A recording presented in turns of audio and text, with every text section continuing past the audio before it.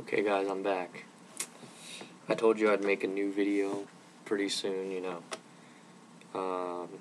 explaining, the details of Vanguard, which I've been playing lately. And you guys should check it out too. It seems pretty fun. The most recent nationals just went down, so it was the very first one, so you can tell how new it is based on that.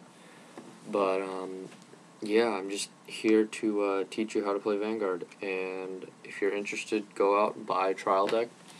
The trial deck comes with a mat like this. It explains how to play on the back, I think.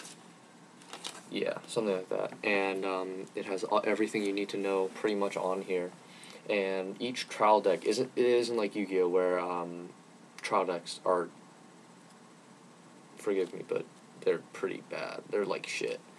But trial decks in Vanguard are actually fairly decently balanced. If you know how to play and you get lucky, you can even beat top tier decks.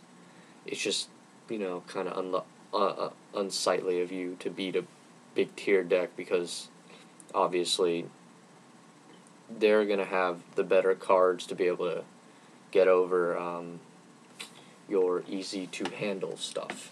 But if you play right, or if you know how to play, you play right, and you also get lucky, then you will beat them. So anyway, let's just dive right into the mat that you got here. Right? See if you can see it. Okay, this is basically the mat that they give you. I'll fold it up in a second to show you the individual zones, but as you can see now, this red one is the Vanguard circle. It is where you put your Vanguard. This is your main guy. I'll explain everything else about him later, but this is basically where you start the game. You have your grade 0 Vanguard. You put him here. He's considered your starting Vanguard. So at the very beginning, people usually like to flip him up and say stand up Vanguard, and he has to be grade 0 while you start. And these are the rear guard circles, which basically means any other units you want to put on the field, they have to be a grade equal to or less than your Vanguard in order to play them in the rear guard circles. And basically, you have 5 rear guard circles.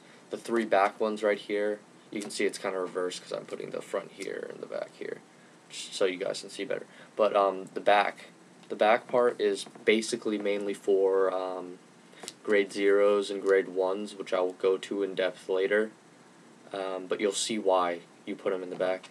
And up front are mainly for grade 2s and grade 3s because of higher attack power, and you can only attack with the front rear guards and your Vanguard, of course.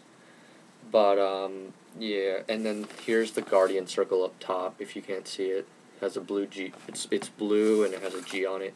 That's basically where, while it's your opponent's turn, you can guard with units from your hand, and you can use grade 2 skills that are on the field in the front row called intercepts to guard from your field, basically. But I'll go in depth with that later.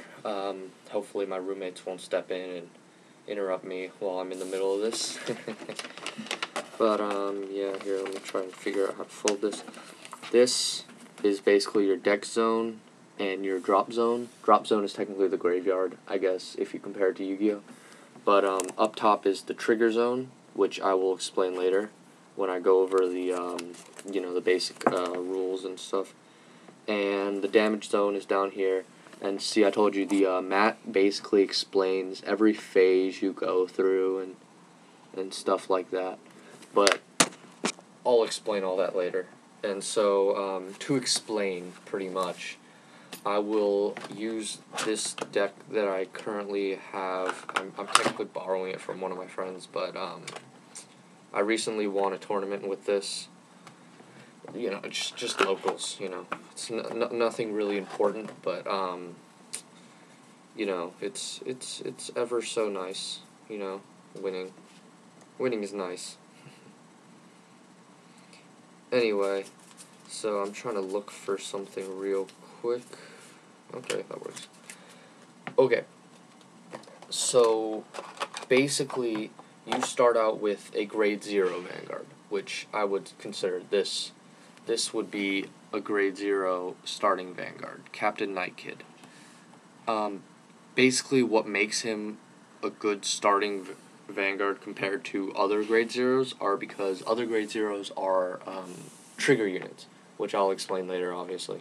But he also has a unique skill right there, if you can see it. It says when another Grand Blue unit rides on top of this unit, you may call this to the rear guard. So basically, you're essentially your ride phase. You first draw, obviously. You stand everything, and then you draw, and then you have to ride a grade 1. You don't have to, but it's better if you do. You ride a grade 1 over it to basically advance to the next grade. And so the goal of this game is to advance to grade 3, where you have the most advantage and most attack power. So you can break through your opponent's defenses easily, and they also have a skill called Twin Drive, which I'll explain later along with trigger checks and all that business. But basically what these starting Vanguards do are you start with them in your Vanguard circle, you ride a grade 1 over them, and you move them to the rear guard, essentially gaining you another unit on the field without having to call one from your hand. That's what it's called when you place one down in your rear guard circle. So basically, there are other grade 1s, or grade 0s, called trigger units. You see the little icon in the corner? That's basically what makes it a trigger. There are 4 types of triggers. Unfortunately, I only have 3 with me right now. I don't really use a 4th. There's the critical trigger, which is denoted by the yellow marker, and beneath it says critical. There's the heal trigger, which is green, denoted by the heal underneath it, and then I don't really run draw triggers, but this is another clan's draw trigger. It says draw on it and is red. So basically, what these units do are, when your Vanguard attacks, you turn your you basically just, while it's standing, you turn it sideways to declare an attack, and then your opponent decides whether they want to guard or not. And usually it's common courtesy to say how much power it is. And so basically, after they decide whether to guard or not, you trigger check. Basically, you flip over the top card of your deck, and let's just say top card of my deck right now is a critical trigger. How convenient. So all triggers have the same ability of giving plus 5,000 power to whatever unit you want on the field, be it a rear guard, your Vanguard, whatever. And they also have the secondary skill of, since this is a critical trigger, you can add +1 critical to whatever unit you want on the field, usually one of the front units, because you're attacking with that, so you can do extra damage. Criticals mean each card on the bottom has a little star there, you see, that says critical and then 1 right there. That basically means that whenever it attacks, it deals 1 damage when the attack hits. So just 1 damage. If you get a critical trigger, however, and the attack hits, you automatically deal 2 instead of 1. So the critical number becomes 2 instead of 1. There are some units out there that add criticals automatically when you use their skill. Like, there's one called a Phantom Blaster Dragon or Phantom Blaster Overlord. Either one, they both have a skill where you pay different costs, but their skills are essentially the same, where you get plus 1,000 or plus 10,000 power added to itself and +1 critical, which means on the offset, even before trigger checks, it does 2 damage, which is incredibly powerful. So if your opponent has 4 damage, and since you only played a 6 damage, if that attack hits, you automatically lose unless you get a heal trigger on one of those checks. Usually it has to be the last one. But yeah, basically that's what a critical trigger does. And I'll explain all the triggers in a sec, But if you basically trigger check a regular grade 1 without a trigger, or grade 2 or grade 3, if it doesn't have a trigger, you don't get any trigger effects. So basically you're stuck with just nothing. But after you trigger check them, though, you add them to your hand, which increases your hand size. So basically every turn, if you attack with your Vanguard, you automatically add a card to your hand. And if you get lucky enough, you get extra effects with that card in hand. Now the different kinds of triggers. Draw triggers kind of self-explanatory. You add 5,000 power to whatever you want, and you get to draw an extra card after that. You don't have to show your opponent what the card is. You just draw an extra card. A lot of people usually, when they on their grade 3s twin drive, which they all have, you get to drive check twice when it declares an attack. A lot of people usually get the draw trigger, add the power somewhere, and then drive check the second card. You don't do that. You get the draw trigger, then you draw into your next card, and then you drive check the card after that. So that's just an easy ruling type thing. And so the next trigger, which is another one of those main triggers, are the heal triggers. They give plus 5,000 power, and as well as if your opponent has equal to or less than the amount of damage you have in your damage zone, you're allowed to take one of your cards in your damage zone and put them into the drop zone. So basically you essentially healed 1 damage. So you can take 1 more damage in late game or whatever you want. Doesn't even matter. And then you also get the plus 5,000, which is nice. Now the last kind of trigger, which I don't think I have with me, I might, but I don't feel like getting it out right now. It's a stand trigger. It's called a stand trigger.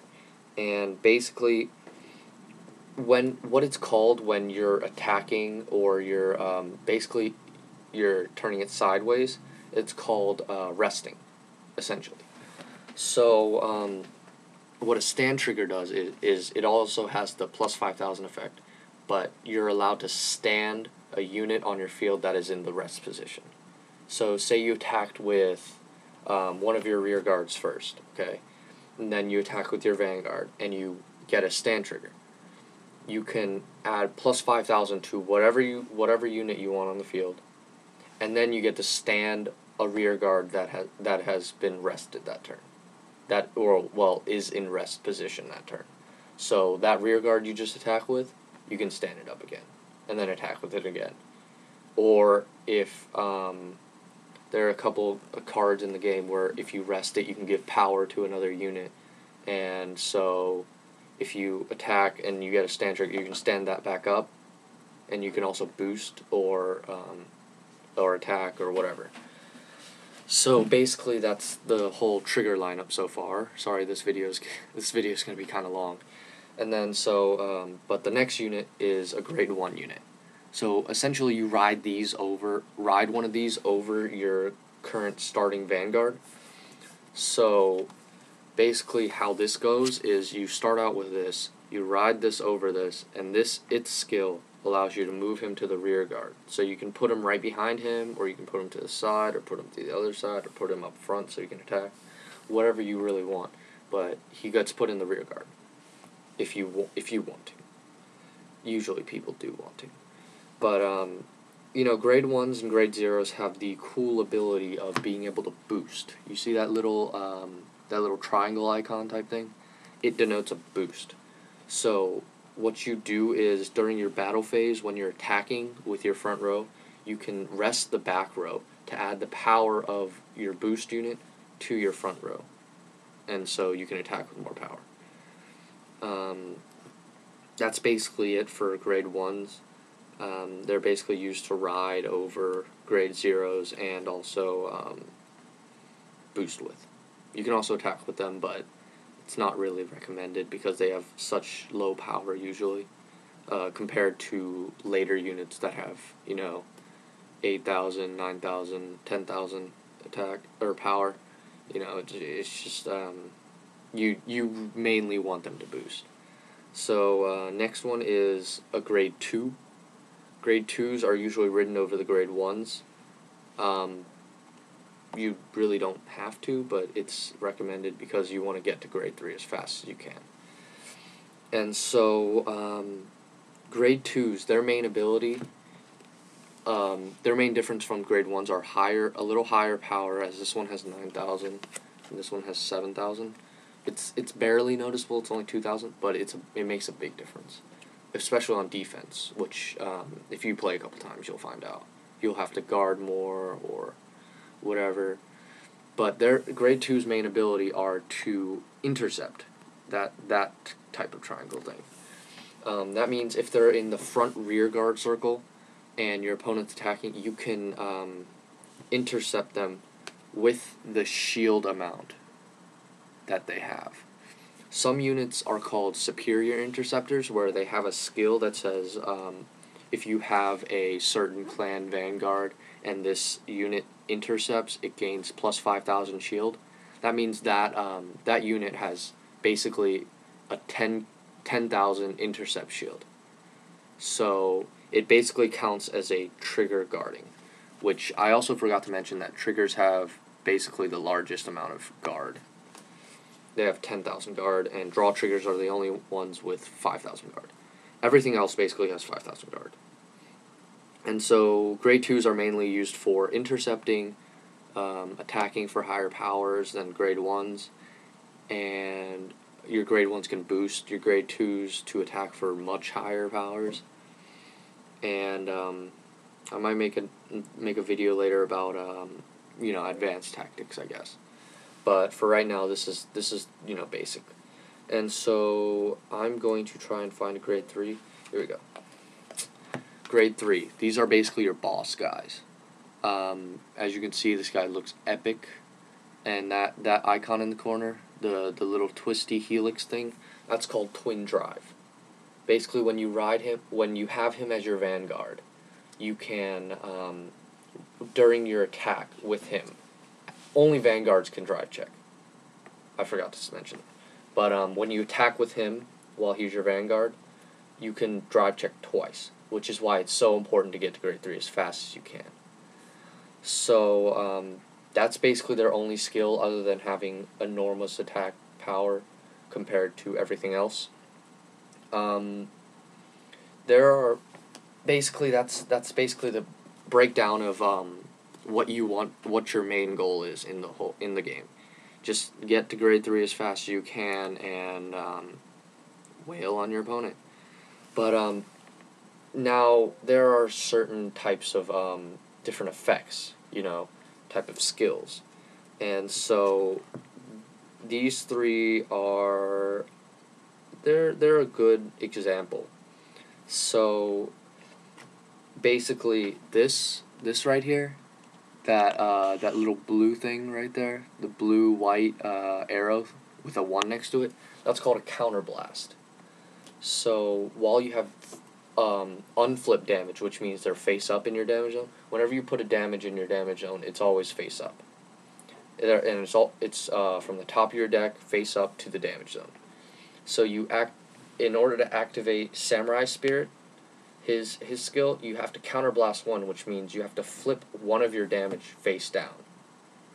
Basically means you can't use that damage again for another counterblast. There are obviously some cards that let you unflip your damage. They're mainly grade 2s with 9,000 power that'll say, when this attack hits the Vanguard, you may unflip 1 card from your damage zone. Those are damage unflippers. They allow you to use skills that require counterblasts more.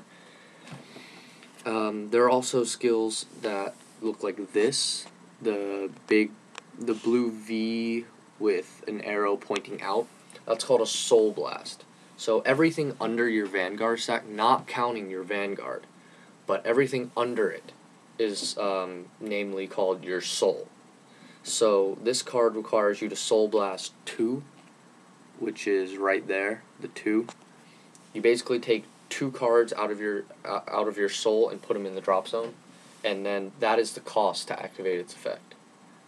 And since this isn't Yu-Gi-Oh, you can't really negate effects so it usually just goes through. But now this grade 3, obviously it'll probably have a powerful effect. It has a counterblast effect for its second effect, but its first effect, you see that that LB4. That means it's explained on the card, but it means limit break 4. So that means whenever you have 4 or more damage, be it unflipped or flipped, its effect can activate. Usually there would be a cost for it if it's if it's a ridiculous skill. These are usually very powerful skills, but this one just says when it attacks a Vanguard, it gets plus 5,000 as its limit break effect. So essentially, if you are at limit break, that's commonly used to say if you're at 4 damage, then basically when you're attacking your opponent's Vanguard, it's at 15,000 power, which is an extra 5,000 shield for your opponent if they have a 10k Vanguard. But yeah, that's basically the basics. That's basically the basics. Those are basically the basics of how to play, and that's about it.